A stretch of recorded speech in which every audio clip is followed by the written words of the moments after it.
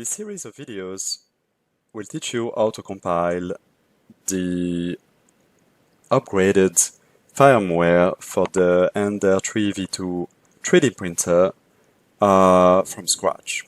So we'll start with this empty Windows 10 virtual image, and we'll first download the IDE that will enable us to compile the code. So we go to the URL code.visualstudio.com, which is available in the list of web addresses below the video.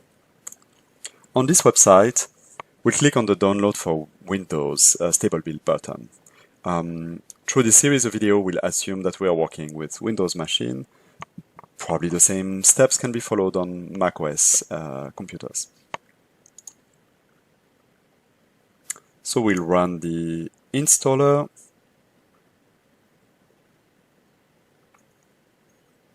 Of course, accept the agreement. And we see that the Visual Studio Code will be installed for the local user. So if you have several people sharing the same computer, it will be only available for like one of these users. We create a start menu, and here there is something interesting. If we check those two boxes, we can basically open any folder or file through the Windows Explorer directly in Visual Studio Code. This will be useful later. And we install. I'll close the web browser as well.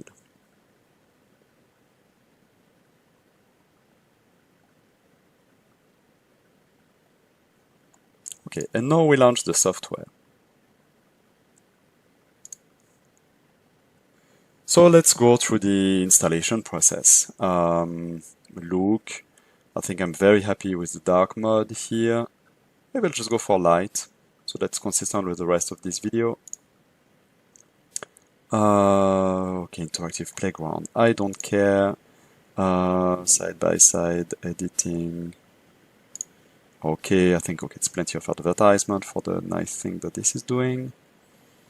Okay, and now it's time to install the extensions that we'll need to edit the firmware.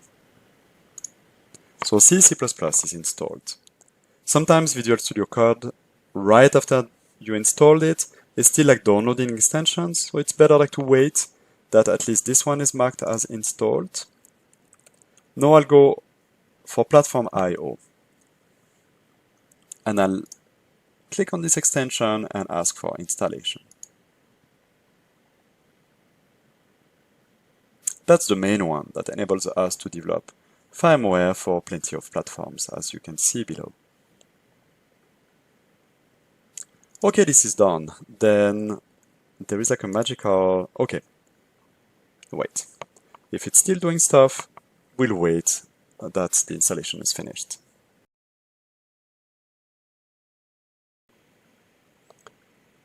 Okay, we are done. So this is asking us to restart VS Code, which is what we will do right now. So we can see that now we have C++ installed and the PlateformIO as well. So it's time to install the Marlin auto build extension. Same thing, we'll ask for installation. And now we're done. So now we have everything we need to start to work on source files.